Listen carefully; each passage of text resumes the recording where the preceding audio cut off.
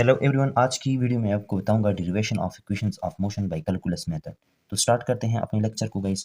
ठीक है, first equation of motion को हम जानते हैं V F is equal to V I plus A T. ये है हमारा first equation of motion.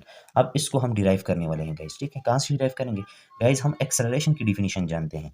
Acceleration की डिफिनीशन क्या है? The rate of change of velocity is called acceleration guys. ठीक है, यहाँ से क्या करेंगे?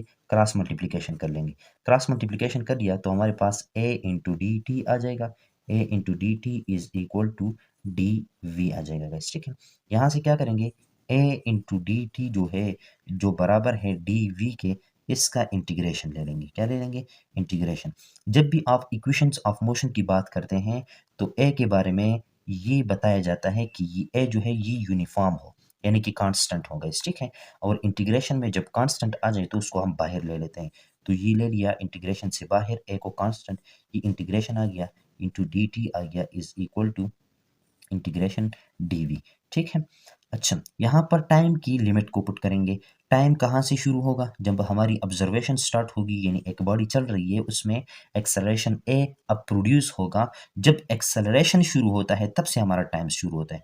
तो टाइम 0 से शुरू होगा और कहाँ तक जाएगा? किसी खास टाइम टी तक जाएगा। ठीक है, और जब हमने बॉडी को देखा तो इसकी इनिशियल वेलोसिटी क्या थी? वी आई थी। और जब हमने अपने ऑब्जर्वेशन छोड़ दी तब बॉडी की वेलोसिटी क्या थी? वी एफ थी गाइस। ठीक है, अब इस इंटीग्रेशन को सॉल्व करेंगे तो हमारे पास आ जाएगा a इंटू टी। इसका लिमिट पुट कर लेंगे, upper limit lower limit is equal to, हमारे पास आ जाएगा, ये इसके साथ खत्म हो जाता है, ये इसके साथ खत्म हो जाता है, तो यहाँ पर v रह जाता है, is equal to V F यानी कि अपर लिमिट, और ये आ जाएगा इसका लोअर लिमिट गाइस। ठीक है, यहाँ से हमारे पास आ जाएगा a into T upper limit minus lower limit is equal to v यानी कि upper limit minus lower limit guys. ठीक है, यहाँ से हमारे पास आ जाएगा कि ये जो ए टी है, ठीक है, ये अपनी जगह पर -0, तो कुछ फर्क नहीं पड़ेगा।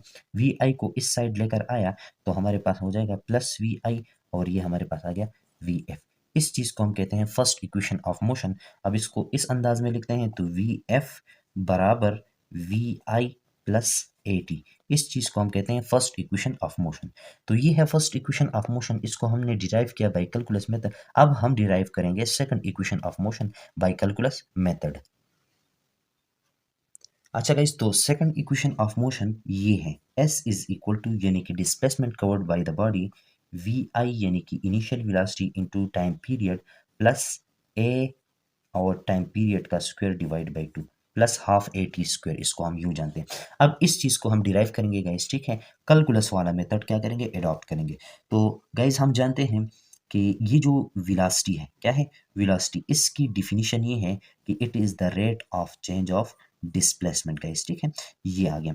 अब यहाँ से अगर मैं क्रॉस मल्टीप्लीकेशन कर लूँ, क्या कर लूँ?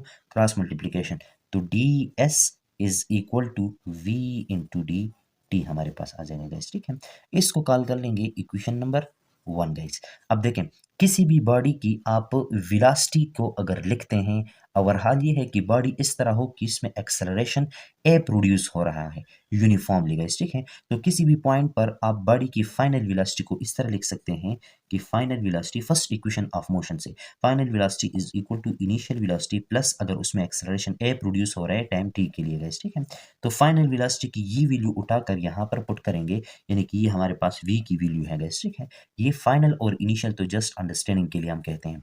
तो इस सेकंड इक्वेशन को उठाएंगे, यहाँ पर पुट करेंगे, तो इक्वेशन नंबर 1 इम्प्लाइज करेगा कि ये जो डी एस है ये आपके पास बराबर आ जाएगा V I plus A T into D T. ठीक है, यानी कि v की जगह मैंने V I plus A T put किया और साथ में क्या आ गया? डी टी आ गया गैस। ठीक है, अब क्या करेंगे?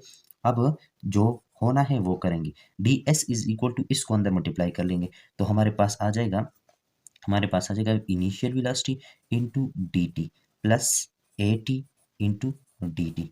अब क्या करेंगे? इस साइड से भी इंटीग्रेट करेंगे और इस साइड से भी क्या कर लेंगे?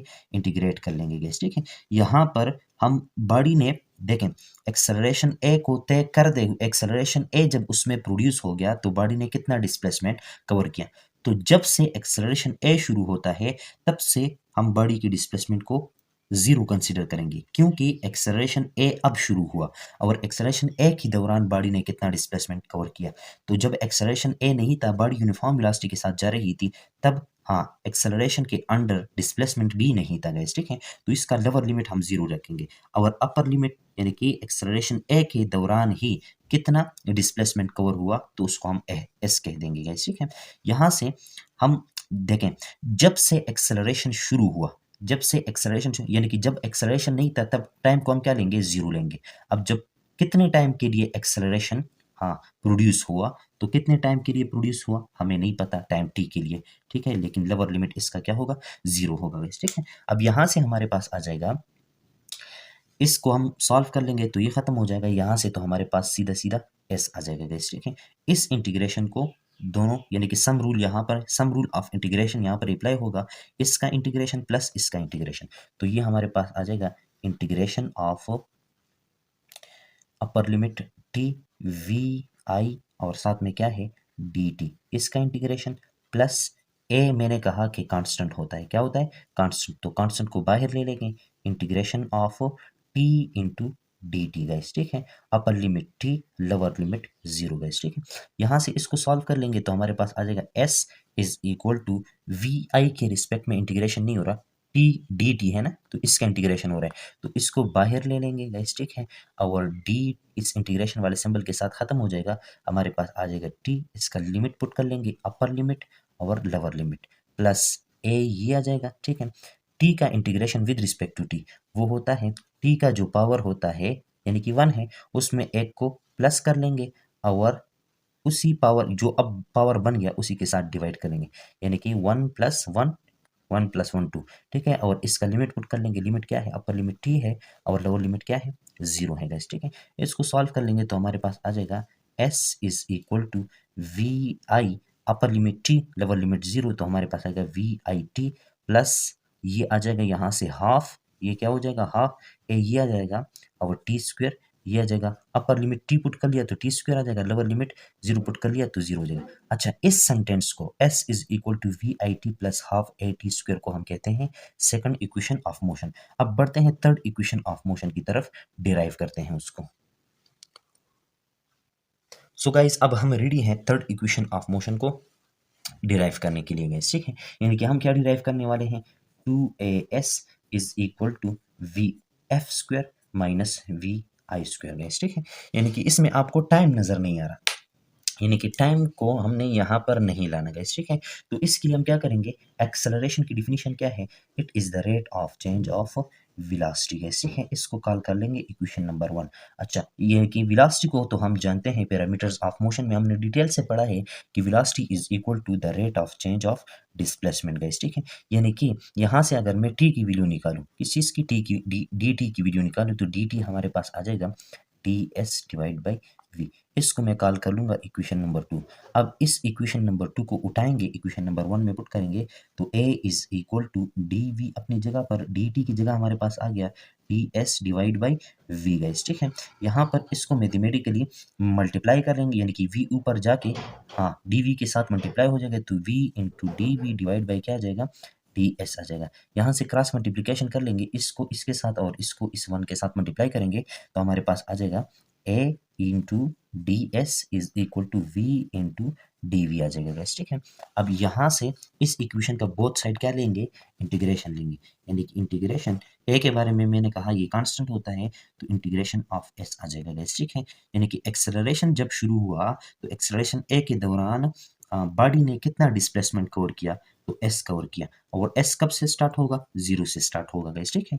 ये आ गया is equal to integration, body की इनिशियल वेलोसिटी क्या थी, और बॉडी जब जब तक ए था तब तक बॉडी की फाइनल वेलोसिटी क्या थी, यानी कि एक्सेलरेशन ए हो रहा है, बॉडी में एक्सेलरेशन ए प्रोड्यूस है, तो जब आपने बॉडी को ऑब्जर्व करना शुरू किया तब बॉडी की वेलोसिटी क्या थी, और जब आप अपनी ऑब्जर्वेशन छोड़ रहे हो यानी कि एक्सेलरेशन ए को आपने जब तक ऑब्जर्व किया तो उस टाइम बॉडी की वेलोसिटी क्या थी, अपर लिमिट ये पुट करेंगे, यहाँ से आ जाएगा वी इंटू डी वी। अच्छा, यहाँ से हमारे पास आ जाएगा ए और ये इसके साथ कर्क हो जाएगा यानी कि खत्म हो जाएगा, ठीक है। और यहाँ से हमारे पास आ जाएगा एस, और एस का लिमिट पुट करेंगे अपर, और ये आ जाएगा लोअर इज इक्वल टू, अच्छा यहाँ पर वही बात, integration of V V square divide by 2 और लिमिट पुट कर लेंगे अपर लिमिट और लोअर लिमिट गाइस, ठीक है।